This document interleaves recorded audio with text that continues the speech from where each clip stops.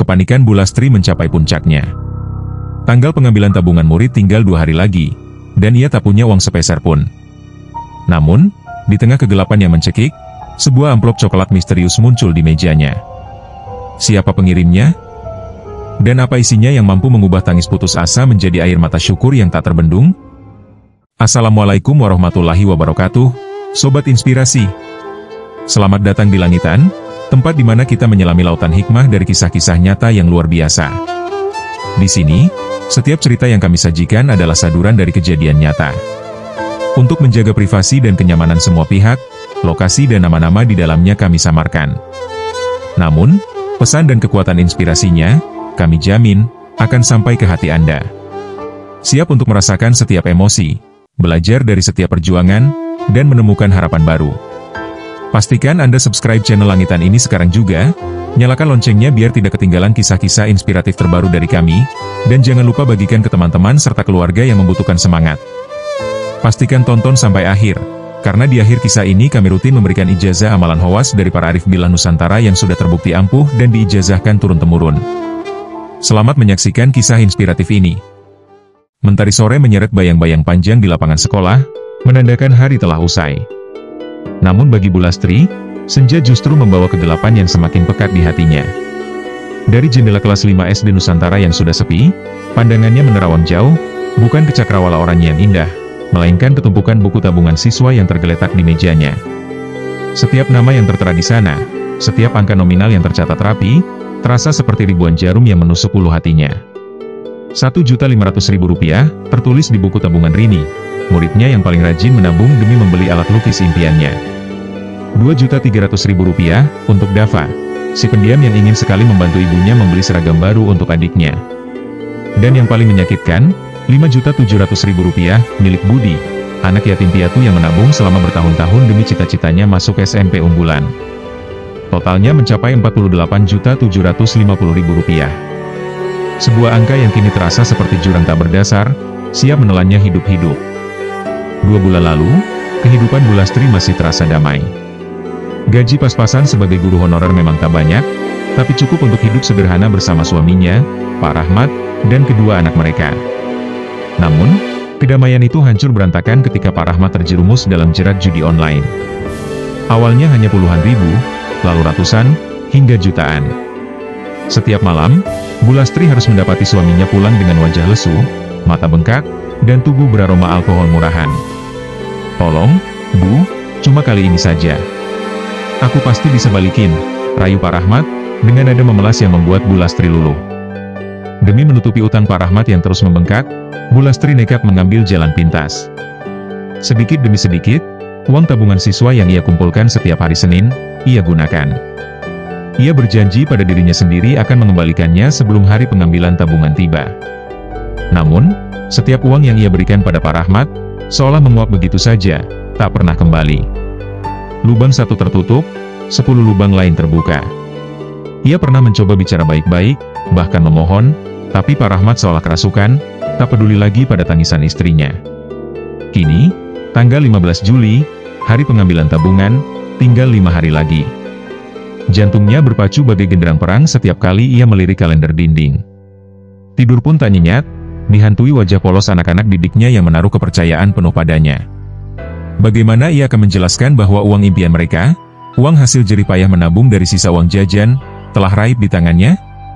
Rasa malu, penyesalan, dan ketakutan akan kehilangan pekerjaan serta kepercayaan masyarakat, kini meremukan jiwanya hingga ke dasar. Ia merasa terperangkap dalam sangkar besi tanpa celah, tanpa harapan. Pukul 2 dini hari. Rumah Bu Lastri sunyi, hanya suara jangkrik yang memecah keheningan. Ia tak bisa tidur. Perutnya mual, kepalanya berdenyut-denyut, dan pelipisnya terasa dingin karena keringat dingin. Di sampingnya, Pak Rahmat mendengkur pulas, seolah tanpa beban. Bu Lastri menatap wajah suaminya, bibirnya bergetar menahan tangis. "Kenapa, Mas? Kenapa kamu tega menghancurkan hidup kita?" bisiknya, air mata mengalir deras membasahi bantal. Semalam, ia mendengar bisik-bisik di kantin sekolah. Ibu kantin, Bu Darmi, yang terkenal suka bergosip, terdengar berbicara dengan guru lain. "Itu loh, Bu Lastri. Kok tumben ya akhir-akhir ini sering kelihatan murung? Katanya suaminya hobi main judi, utangnya banyak.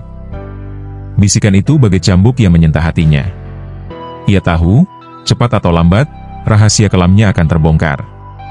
Apalagi, besok Pak Joni, kepala sekolah, akan mengadakan rapat koordinasi khusus membahas persiapan pengambilan tabungan. Keringat dingin membasahi punggung Bu Lastri. Ia mencoba mencari jalan keluar. Menjual perhiasan peninggalan ibunya? Sudah ludes. Meminjam uang pada teman atau keluarga? Sudah tidak ada lagi yang bisa dipinjam. Jaminan apa yang bisa ia berikan? Rumahnya hanya gubuk reot warisan orang tua. Setiap pintu seolah tertutup rapat di hadapannya. Keputusasaan merayap, melumpuhkan akal sehatnya. Pernah terlintas di benaknya untuk mengakhiri semuanya. Mengakhiri penderitaan ini, rasa malu ini. Tapi, bagaimana dengan anak-anaknya? Bagaimana dengan murid-muridnya yang polos? Ia tak sanggup membayangkan wajah kecewa mereka. Ia tak sanggup menjadi pengecut yang lari dari tanggung jawab. Dalam keputusasaan yang teramat dalam, ia teringat nasihat almarhumah ibunya. Nak, jika hidup terasa begitu berat dan jalan buntu menghimpit, jangan pernah berhenti bersholawat. Sholawat Nariyah, bacalah itu dengan sungguh-sungguh, maka pertolongan Allah akan datang dari arah yang tak disangka-sangka.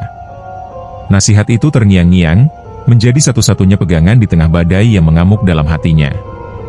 Dengan sisa-sisa tenaga yang ada, Bu Lastri bangkit. Ia mengambil wudhu, lalu membentangkan sajadah tuanya di sudut kamar. Dalam gelap, diiringi isak tangis yang tertahan, ia mulai melantunkan sholawat Nariyah. Bibirnya bergetar, suaranya parau, tapi setiap kata yang keluar adalah permohonan tulus dari seorang hamba yang terpuruk. Allahumma sholli sholatan kamilatan wasalim salaman taman, ala sayyidina Muhammadinil ladzi tanhalu bihil uqdu wa tanfariju bihil kurubuatu kodo bihil hawaiju wa tunalu bihil rogo ibu wa husnul hawatimi wa yustaskol gomamu biwajihil karimi wa ala alihi wa syuhbihi fi kulli lamhatin wa nafasin beyada di kulli emalumin lak. 1 kali, 10 kali, 100 kali, bahkan ribuan kali. Ia tak peduli lagi jumlahnya, ia hanya ingin hatinya tenang, dan secerca harapan itu benar-benar ada. Ia terus bersholawat hingga fajar menyingsing, hingga kantuk akhirnya menyeretnya ke alam mimpi, mimpi yang masih diselimuti ketakutan, namun kini dihiasi secercah cahaya.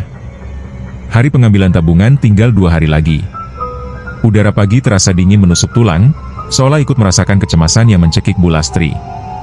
Langkahnya gontai saat ia memasuki gerbang sekolah. Mata bengkak dan wajah pucatnya tak bisa ia sembunyikan. Beberapa rekan guru menatapnya dengan tatapan iba, seolah sudah tahu masalah yang sedang membelitnya. Sesampainya di meja kerjanya, sebuah amplop coklat tebal tergeletak di sana. Jantung Bu Lastri berdebar kencang. Amplop itu tampak asing, bukan seperti berkas sekolah biasa. Tidak ada nama pengirim, hanya tulisan tangan rapi di depannya, untuk Ibu Lastri. Amanah yang harus disampaikan. Dengan tangan gemetar hebat, Bu Lastri membuka amplop itu. Matanya membelalak, napasnya tercekat. Di dalamnya, tumpukan lembaran uang 100 ribuan tersusun rapi. Ia menarik napas dalam-dalam, mengeluarkannya perlahan, lalu menghitungnya dengan jari gemetar.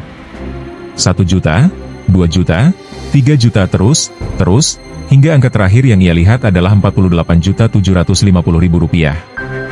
Jumlahnya persis sama dengan total uang tabungan murid-muridnya. Bu Lastri terhuyung, nyaris terjatuh dari kursinya.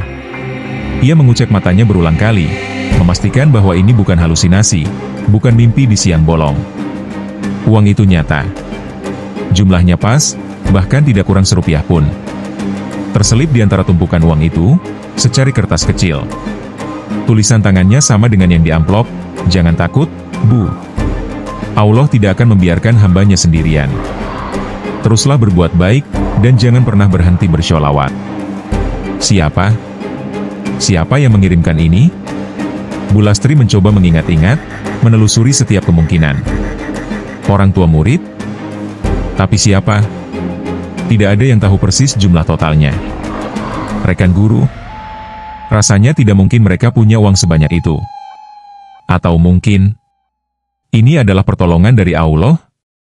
Jawaban atas setiap lantunan sholawat Nariyah yang ia panjatkan dengan tulus, dengan linangan air mata, di setiap sepertiga malam, air mata kelegaan membanjiri wajahnya. Kali ini, Bukan air mata kesedihan atau ketakutan, melainkan air mata syukur yang murni.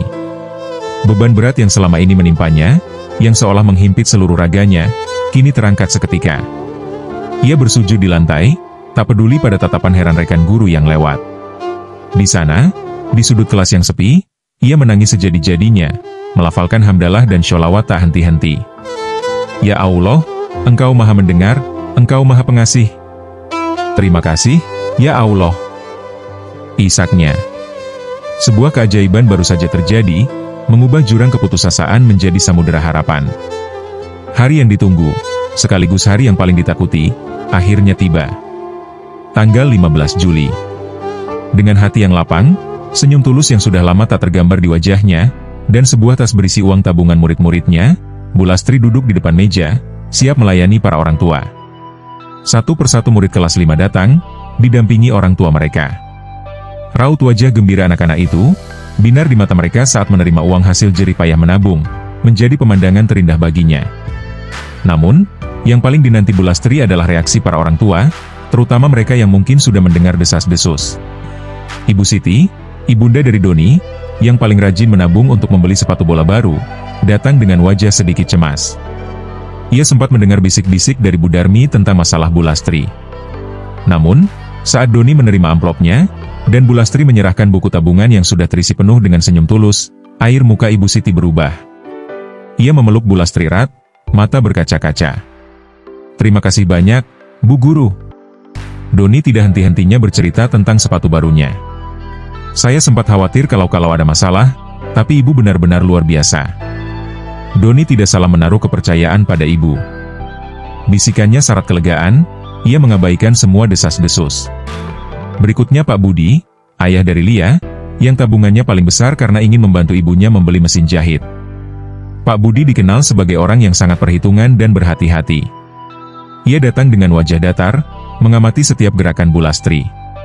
Saat Bu Lastri menyerahkan uang sejumlah Rp5.700.000 dan buku tabungan Lia, Pak Budi memeriksanya dengan teliti. Ia melihat uangnya asli, jumlahnya pas, dan semua catatan rapi. Perlahan, kekakuan di wajahnya mencair. Ia mengulurkan tangan, menjabat tangan Bu Lastri dengan erat.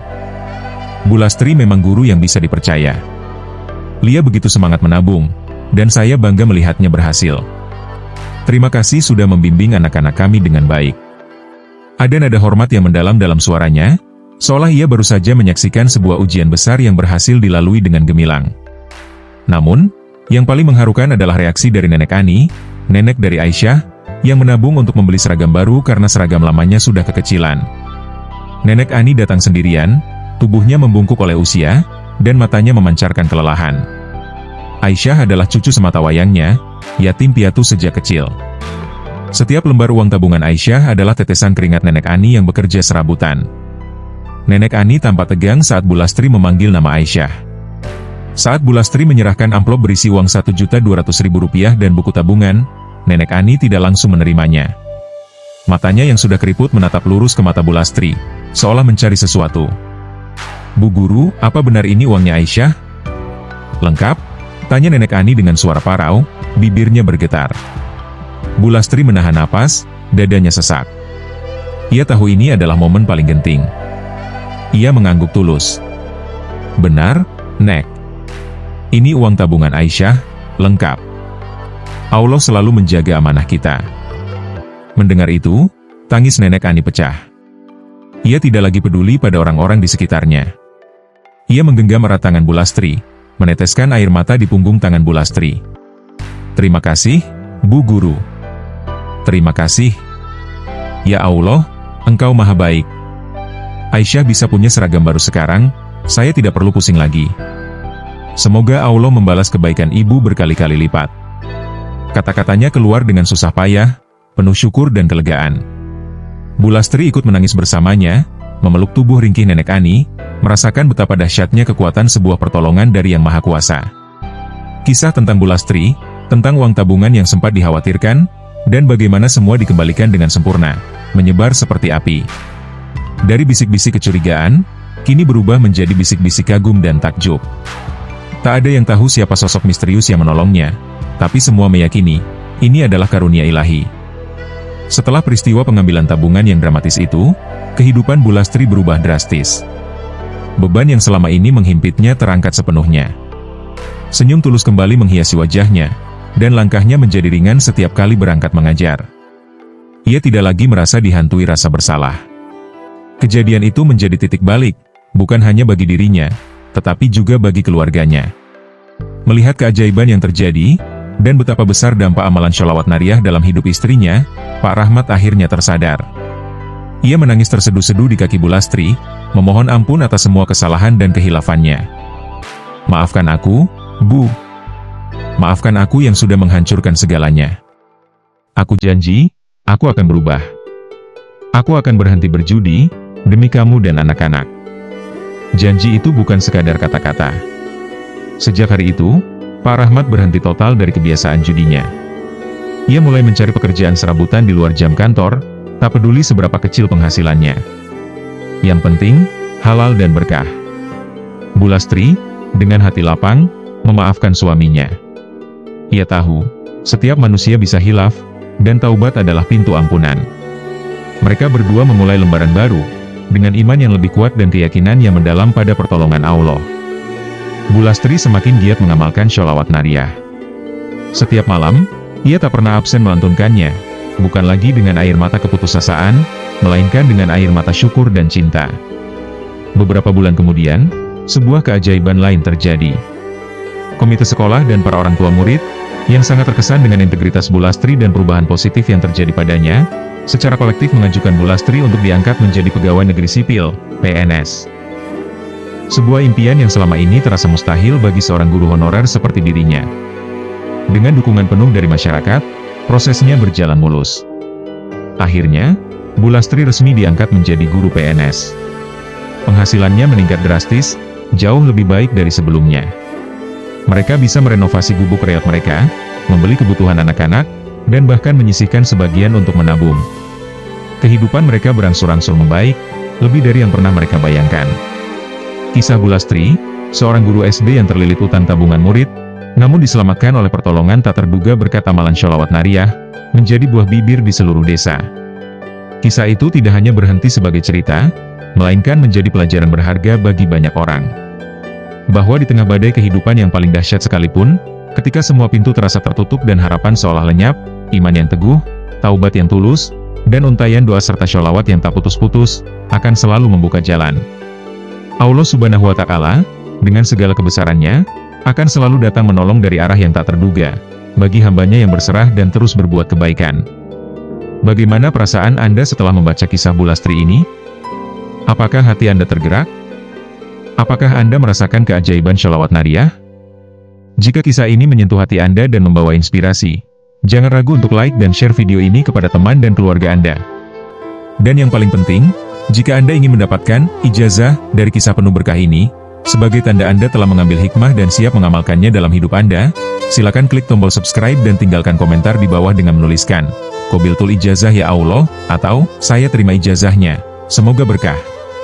Dengan begitu, semoga berkah dari kisah Bu Lastri ini juga menyertai langkah-langkah hidup Anda, melancarkan rezeki, dan memudahkan segala urusan. Mari kita sebarkan kebaikan bersama. Sampai jumpa di kisah inspiratif berikutnya. Wassalamualaikum warahmatullahi wabarakatuh.